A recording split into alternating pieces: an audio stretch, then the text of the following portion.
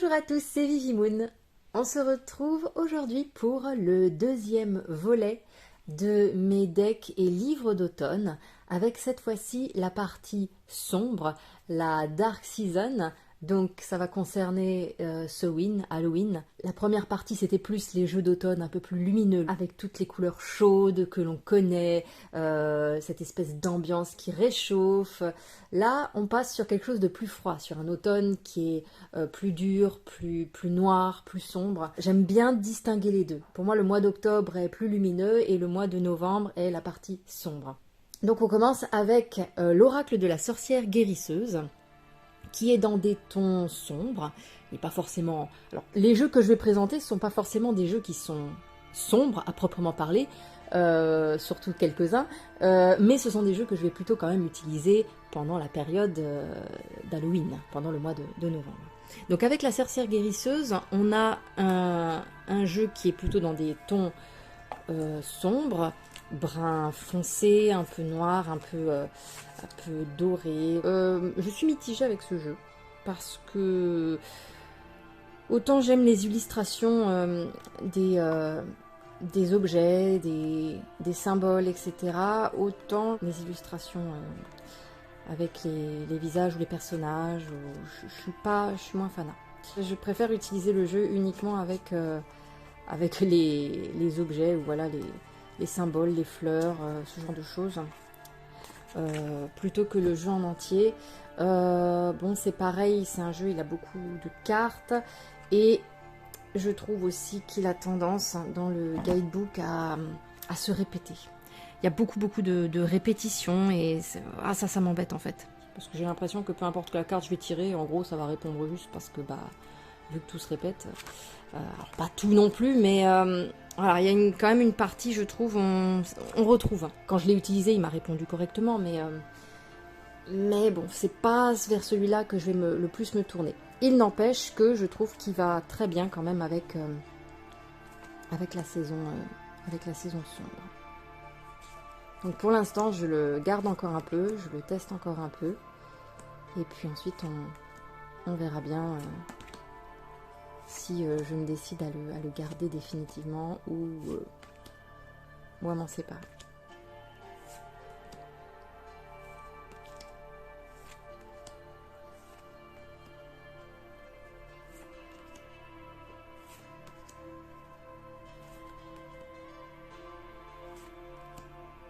Souvent dans les mots-clés, c'est souvent là qu'il y a les répétitions. Ouais, moi ça m'embête. Après, je suis pas obligée d'utiliser les mots-clés, hein, bien sûr, hein, mais malgré tout.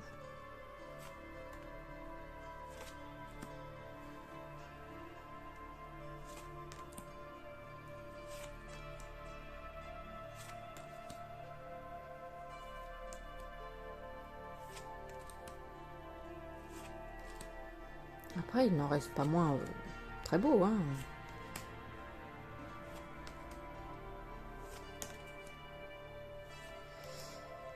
Voilà.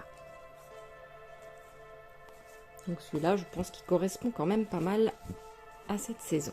On passe au tarot des runes, qui, je trouve, correspond aussi bien à cette saison, même si je ne l'utilise pas qu'à ce moment-là.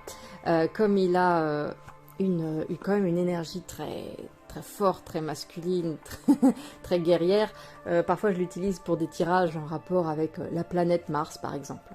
Là oui, et puis là, du coup, Mars, c'est forcément pas en novembre, donc je l'utilise à ce moment-là aussi, mais malgré tout, il a une vibe très sombre aussi, surtout dans certaines illustrations. Et il est super cool aussi, celui-là.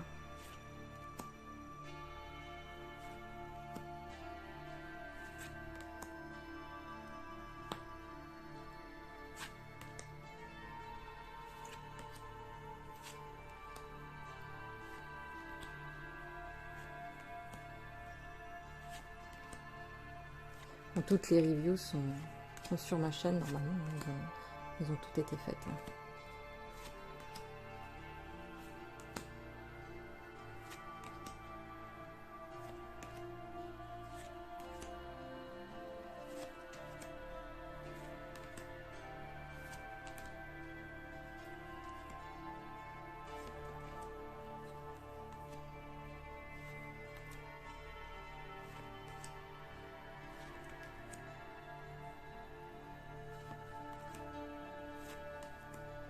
Disons qu'on pourrait avoir cette énergie en rapport avec le mois de novembre, par exemple, où on a ce travail de l'ombre que l'on peut faire même avec ce jeu, justement. Et il y a quand même un beau contraste entre des scènes de combat un peu dures et puis des scènes festives.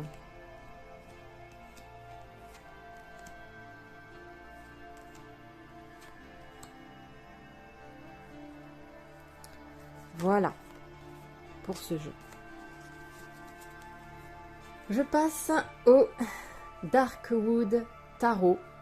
Alors un jeu clairement fait pour cette saison, je le trouve super chouette, il a un style qui me fait vraiment penser à, je sais pas, du Tim Burton peut-être, un peu dans cette idée-là.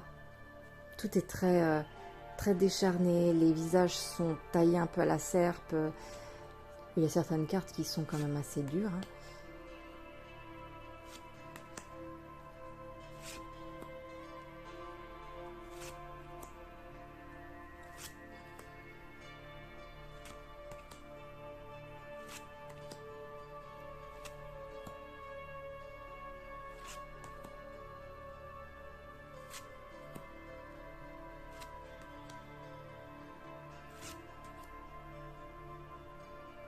Que ce soit les personnages ou les animaux, on a vraiment l'impression que ils font tous partie d'un très vieil arbre. Dans leurs mouvements, dans leur physionomie, on dirait tous que c'est voilà, on dirait des vieux arbres décharnés. Bon, c'est le style qui veut ça, mais je trouve que l'ensemble est très très cohérent.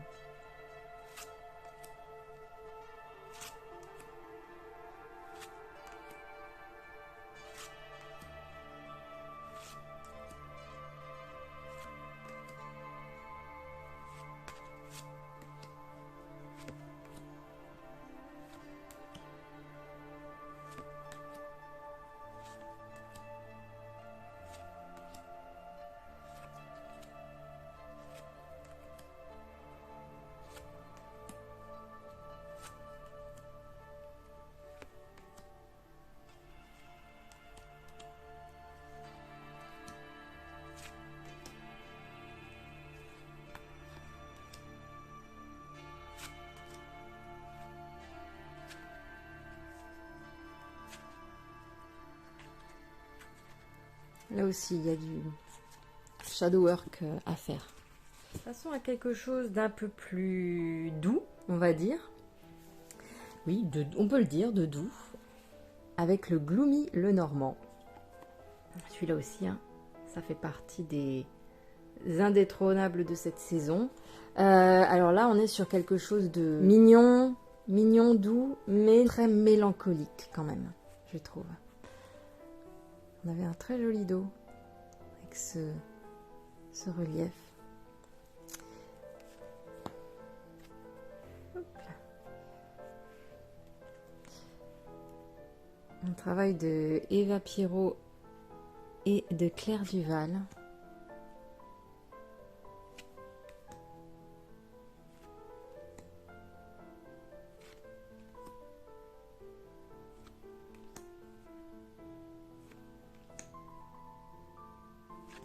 Mais ce jeu, ouais, m'inspire beaucoup de mélancolie.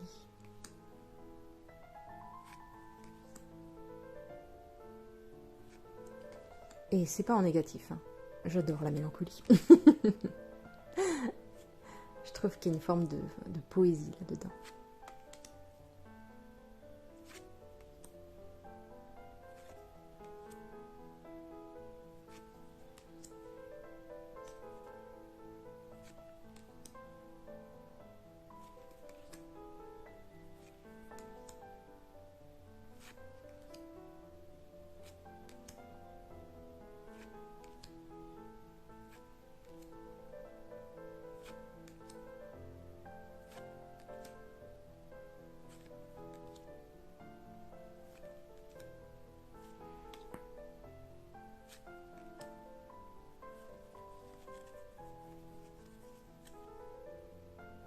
Voilà. Alors je continue avec celui-là. Alors ça peut surprendre, mais j'ai le cymbolon que j'utilise beaucoup pendant cette période-là. aussi. Alors ça c'est la version mini du Symbolon, parce qu'elle existe aussi en version plus grande.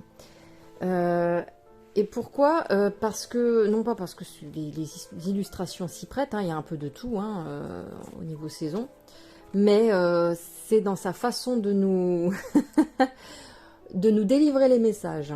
Il ne fait pas semblant, il peut être assez cash dans sa façon de dire les choses.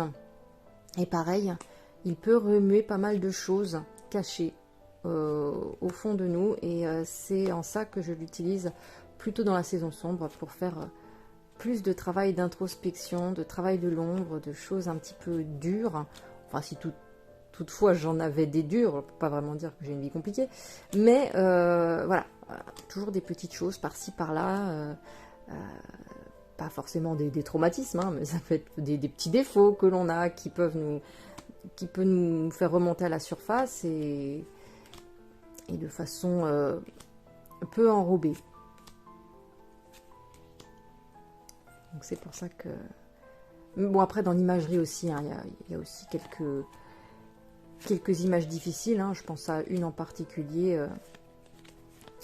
une espèce de femme un peu, je sais pas si elle est religieuse ou dans une secte, j'en sais rien, qui jette un bébé dans le feu. Celle-là, c'est une des pires du jeu, je crois. J'ai déjà dû la passer.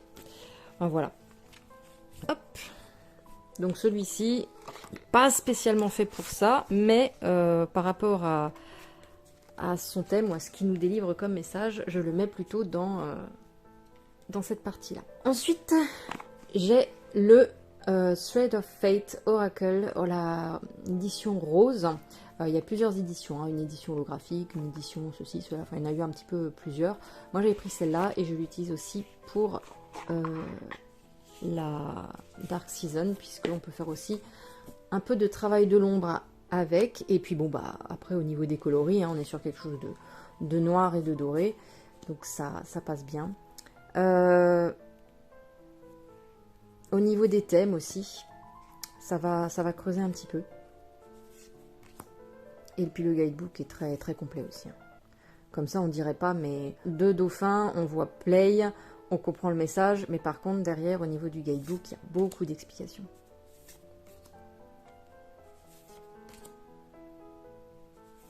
Et qui ne sont pas forcément en surface, hein. C'est pas traité en surface. Et il n'est pas forcément toujours évident à appréhender. Voilà, faut un petit peu se pencher dessus quand même. C'est pas forcément le plus facile dans l'interprétation.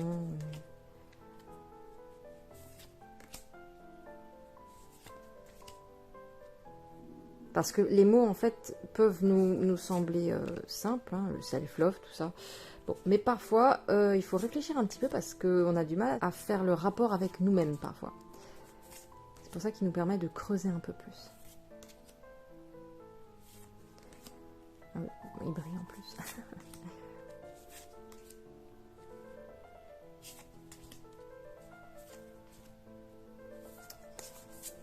Voilà, en gros, pour ce jeu.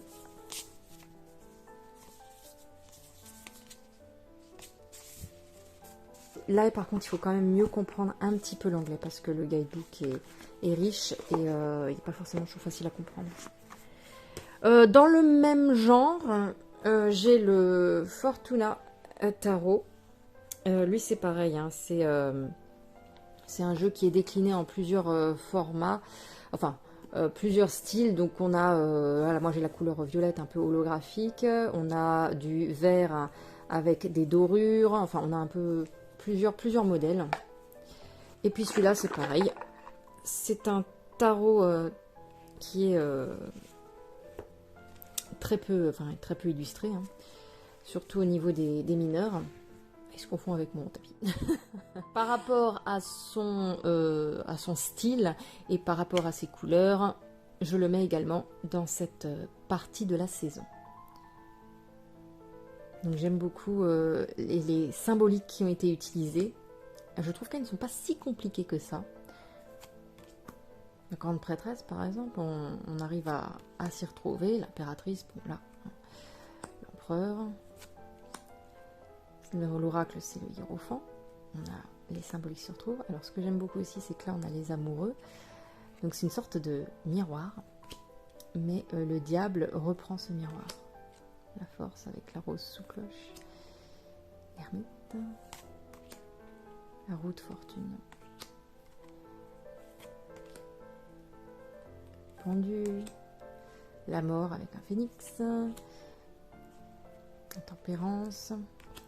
Voilà, on a le diable. Mais cette fois-ci, c'est un petit peu plus piquant. Un peu plus séduisant aussi dans sa façon de représenter le miroir. La tour. Étoile, etc. Donc voilà, pas trop compliqué. Par contre, après, effectivement, quand on s'attaque aux mineurs, bon, on est sur quelque chose qui n'est pas vraiment évident à comprendre. Hein. Voilà. Si on connaît pas le tarot, là, honnêtement, c'est pas possible. Même moi, je vous avoue, là, c'est les candles, ça va être les bâtons. 7 de bâtons, bon, je vais réfléchir un petit peu quand même avant de me dire « Ah, mais oui, bien sûr !» Ah bah non. Ah oui, petite précision, on a des symboles zodiacales qui sont rajoutés. C'est toujours un plus. Voilà, donc après, on a les coupes.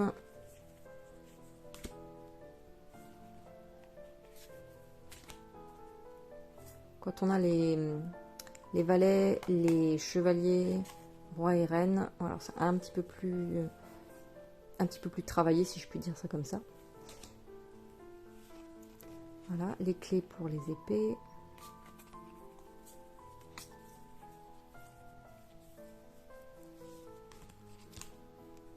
On a carrément les portails. Et pour les deniers, on a des talismans. Après, il est beau, hein, il fait très chic. Hein. Il fait très chic. Le dos est brillant aussi, d'ailleurs. Par contre, ils sont pas donnés, hein, ces jeux-là. En même temps, c'est des beaux jeux. Hein. Ils sont, bien sûr, ils sont holographiques. Ils sont une qualité assez incroyable aussi au niveau du toucher. Donc, bon, ça se paye aussi. Passons ensuite au Dark Fairy Tail Tarot, bien évidemment. Celui-là, il en fait partie, clairement. Et on est là sur un tarot de style gothique qui parle totalement à l'adolescente que j'étais et puis bah, encore maintenant, hein, à moi-même.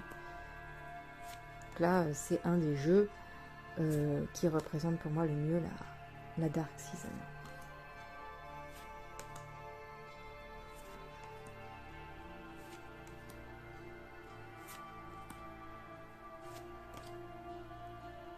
Et d'ailleurs, quand je vois ce jeu, j'ai toujours envie d'écouter du Nightwish, du Within Temptation, de Epica, enfin tous ces groupes de métal symphonique que j'écoute toujours d'ailleurs, et à chaque fois ça me... Bah, je pense même quand je tire les cartes, parfois il m'arrive de mettre ces musiques pour me mettre encore plus dans l'ambiance. Parce que pour moi, tirer les cartes, c'est pas que faire du travail sur moi, c'est aussi me créer une ambiance.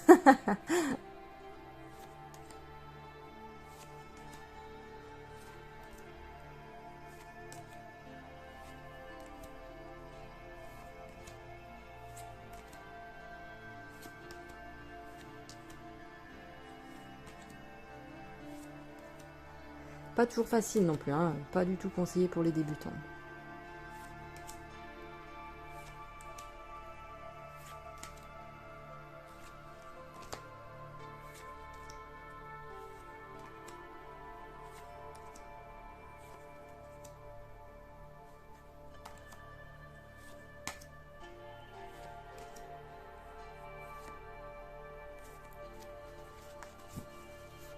Toujours univers un peu gothique, nous avons le Moonlight Night le normand. Bon, ils ont mis oracle parce qu'en fait c'est un le normand étendu. Et ça vient de Taroko Studio. Alors, bon, par contre la boîte est pas terrible, elle est déjà en train de se décoller. Et pourtant, je peux vous dire que je peux pas dire que je l'ai utilisé très souvent. Mais bon.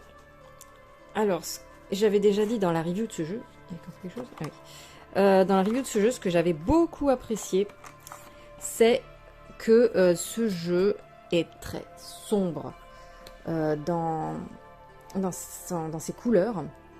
Et pourtant, à l'impression, eh ben, il n'est pas du tout contrasté. C'est-à-dire que le noir ne mange pas l'image.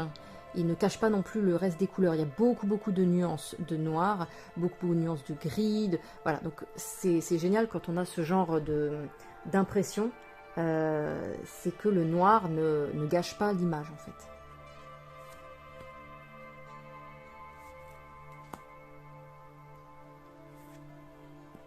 D'habitude, la caméra est du genre à éclaircir beaucoup. Et là, là, je peux vous dire que même si c'est sombre, même s'il y a beaucoup de nuances de noir, et ben on les voit. Chaque nuance, on les voit. Et ça, c'est très rare dans un jeu d'avoir cette qualité d'impression-là. Bien sûr, ça, ce sont des images générées par l'intelligence artificielle, après plus ou moins travaillées par l'équipe, enfin, en tout cas par les créateurs. Là, par contre, je ne pourrais pas vous dire jusqu'à quel niveau ils ont retravaillé l'image. Mais en tout cas, je n'ai pas décelé d'aberration graphique. Tiens, pourquoi elle est à l'envers? À part... alors ça, c'est pas une aberration graphique, hein, mais bon, ça, c'est des cigognes, mais elles sont un peu malades. C'est vrai que les cigognes... l'IA a encore un peu de mal à les travailler. Ça commence à aller un peu mieux, mais... Voilà.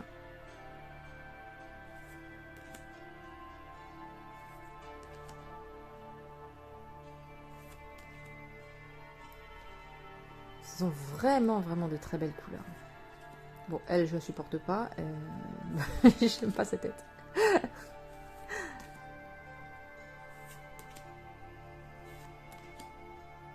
Donc ça, c'est une des images supplémentaires. Des cartes, ça aussi. Ça aussi.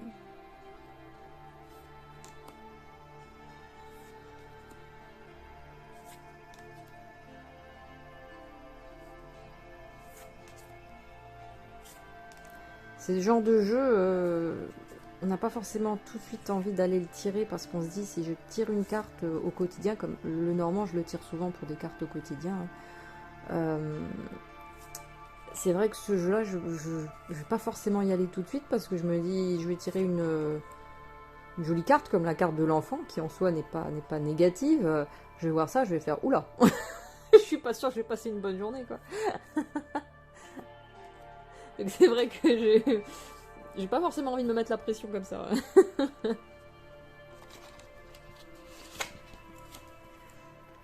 Donc plutôt pas au quotidien, mais si j'ai besoin de faire un travail. Ouais, même si c'est un le normand, bon, exceptionnellement, je l'utiliserai pour faire du travail. Dans un mélange de gothique romantique, nous avons le Dark Light Oracle d'Alexandra Weibach et Caroline Ekenazi. Voilà, je trouve qu'ils vont bien ensemble tous les deux d'ailleurs.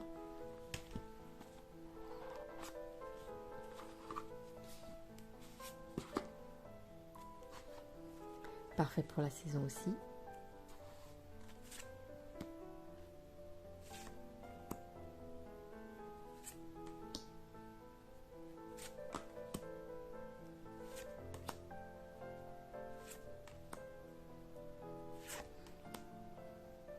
On a toujours bien répondu aussi celui-là.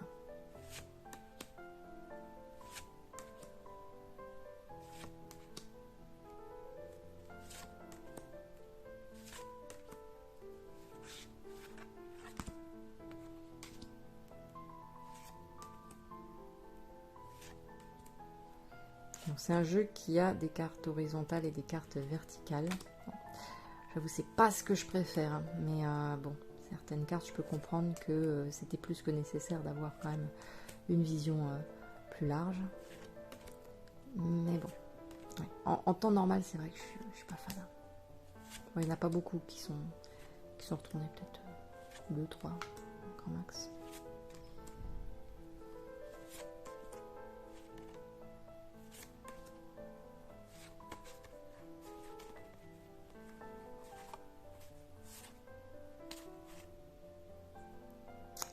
Voilà. Là, on a... alors, on n'a pas que du shadow work hein, pour celui-là, même s'il est...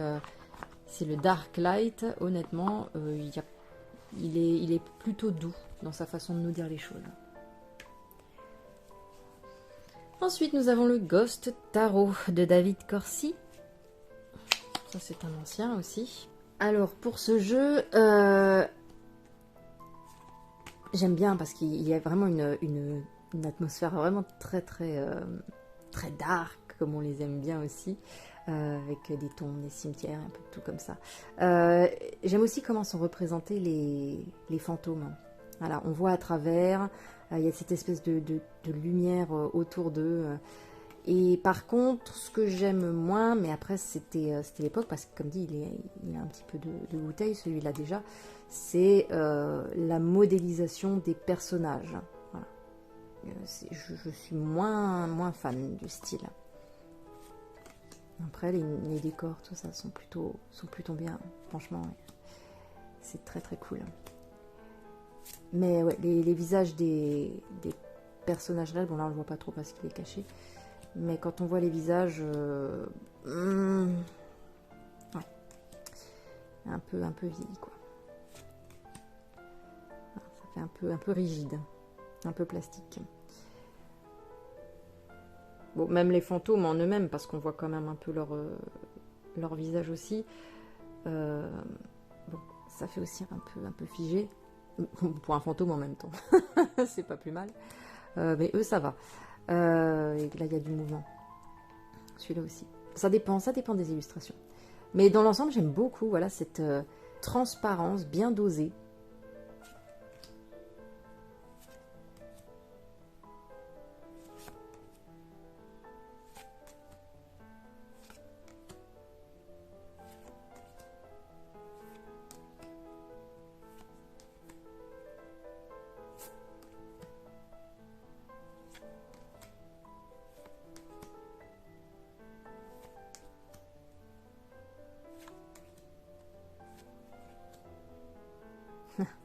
Elle est très flippante celle-là.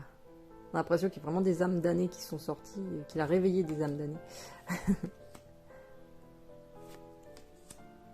Celui-ci très cool.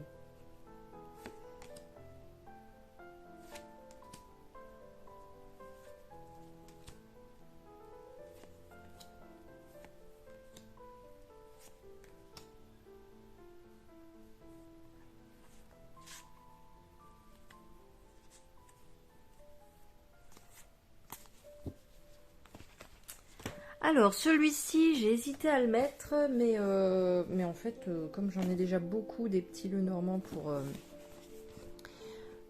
pour plein d'autres saisons, bah du coup, celui-là, ouais, je trouve qu'il pourrait bien correspondre. Alors, il pourrait correspondre aux nuits chaudes d'été, mais oui, il pourrait aussi bien correspondre à la saison sombre, avec ses couleurs, son aspect un peu fantomatique, les blancs. Le blanc est un petit peu... fantomatique, ça fait un peu fantomatique. Voilà, comme ça, on a l'impression d'être comme entre deux mondes. Du coup, voilà, j'ai décidé de le mettre aussi dans cette saison-là.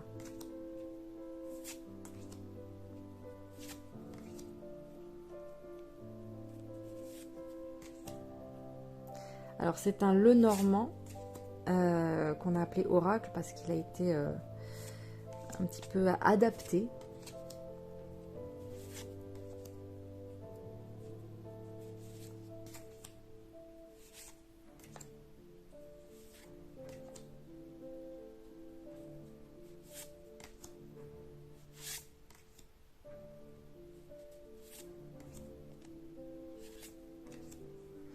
Comme ici, on a la chrysalide. Puis on a le papillon de nuit.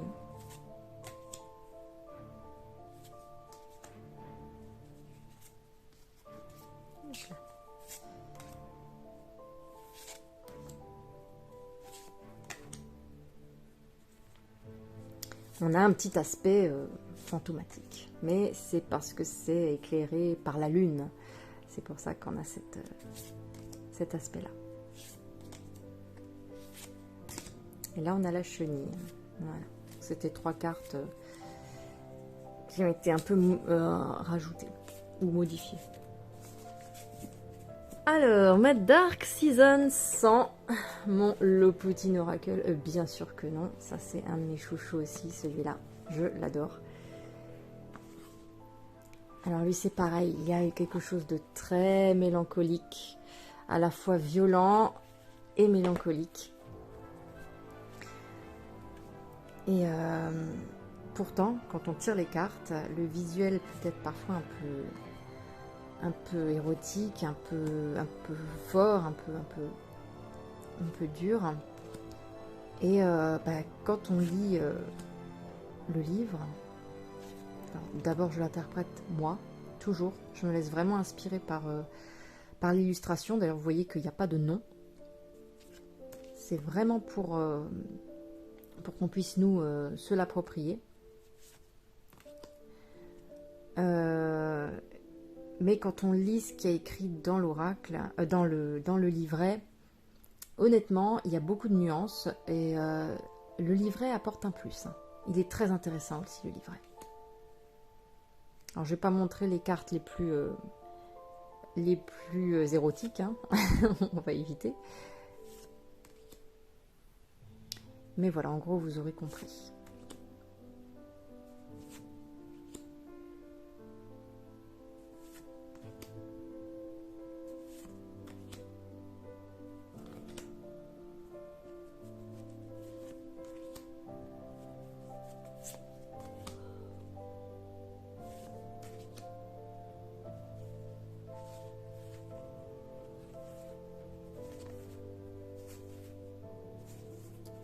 Voilà. J'adore ce jeu. J'adore ce jeu. Et pour aller avec, nous avons le tarot Loputin, qui est beaucoup trop grand et beaucoup trop de mauvaise qualité. Celui-là, je l'ai trouvé directement sur le Amazon italien, parce qu'il ne se trouvait pas ailleurs. C'est juste qu'il est... Ces trucs-là, c'est immense. Et puis, c'est du carton. Parce que, voilà, je l'avais dit dans ma review, moindre petite trace d'ongle, et puis ça nous fait comme quand on le fait sur un bout de carton d'emballage, et puis voilà, quoi. Mais c'est dommage, parce que, bon, après, les illustrations sont quand même cool. Puis surtout, pour tirer avec, c'est quand même hyper galère. Mais bon, je pouvais pas, voilà, étant fan quand même du travail de Loputin, je pouvais pas, regardez-moi ça, quand même. C'est hyper gore, mais je sais pas. Je sais pas pourquoi ça me touche à ce point.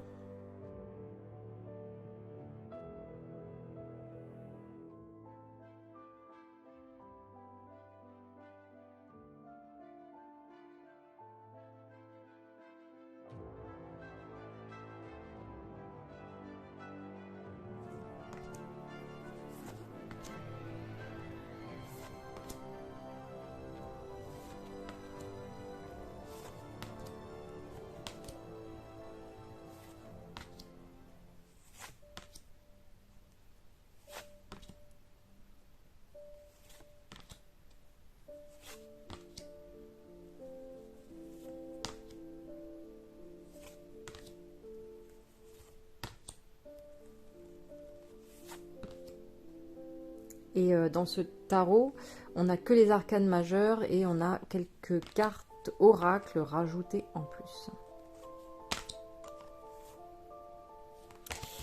Voilà. Donc du coup, j'y fais super attention. Allez, on sort un petit peu du côté dark pour aller... vers la petite trilogie des fantômes. Hop, hop, hop. Voilà. Pareil, ce sont des fantômes joyeux, amusants, facétieux, tout mignons. Donc forcément, ils ne sont pas trop appropriés pour faire du shadow work ou pour, par rapport à tout ce que j'ai montré. C'est vrai que là, on est sur quelque chose quand même de très joyeux, même au niveau des couleurs. Mais ça reste des fantômes. Et pour moi, les fantômes apparaissent à partir de la saison d'Halloween et après pour le mois de novembre. Donc, je les classe malgré tout dans la partie de novembre. Et puis, bah, ma foi, ça fait quand même un petit peu... voilà, tout n'est pas sombre et triste. Hein, novembre, ça peut être aussi amusant. Donc, je les utilise pour ça aussi. Et donc là, nous avons le tarot de Célia. Hein, ils ont tous été créés, dessinés par Célia. Et nous avons les arcanes majeurs uniquement qui ont des paillettes. Voilà, donc très sympa ces petits fantômes.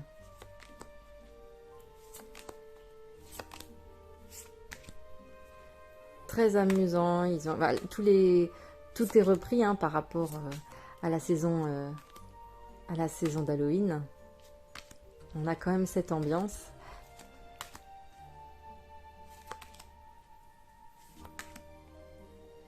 On a aussi quelques cartes un peu plus tristou. Hein. Forcément, on est sur un tarot.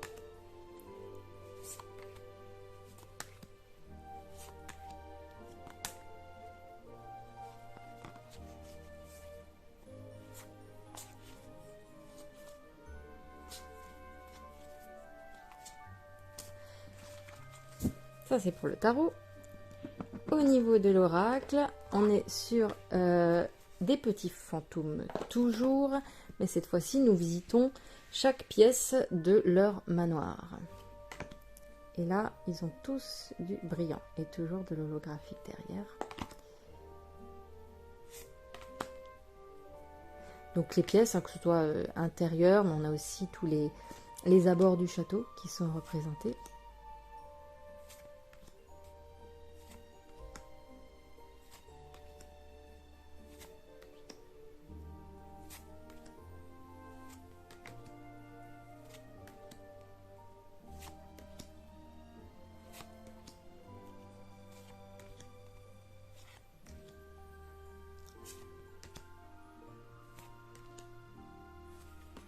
Il est l'envers, lui. Comment ça se fait?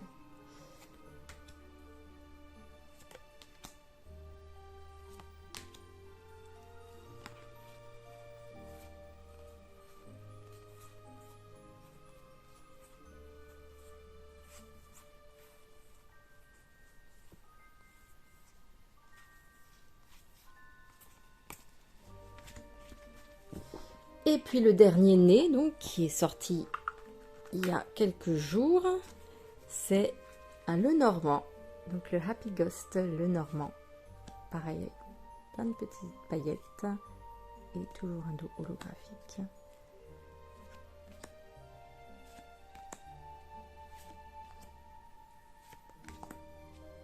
Celui-là fait partie des dernières reviews que je vous ai faites.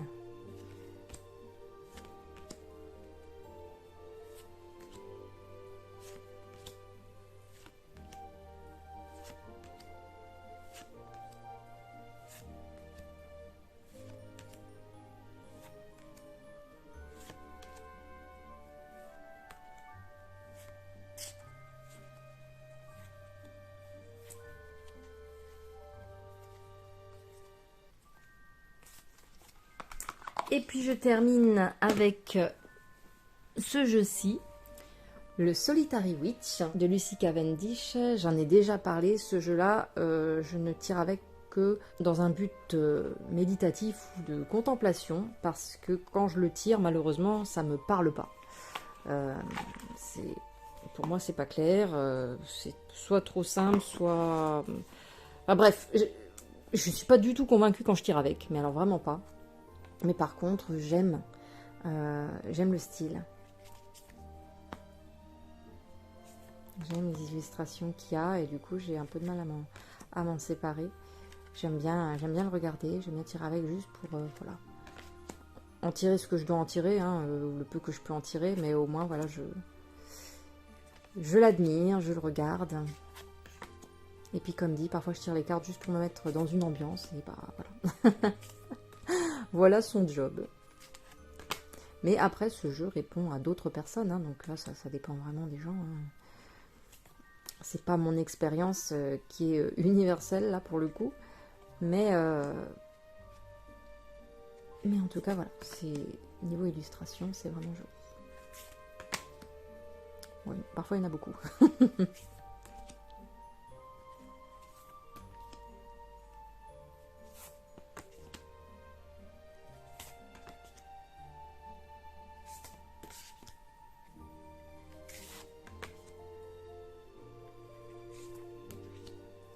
Lui aussi correspond bien à la saison.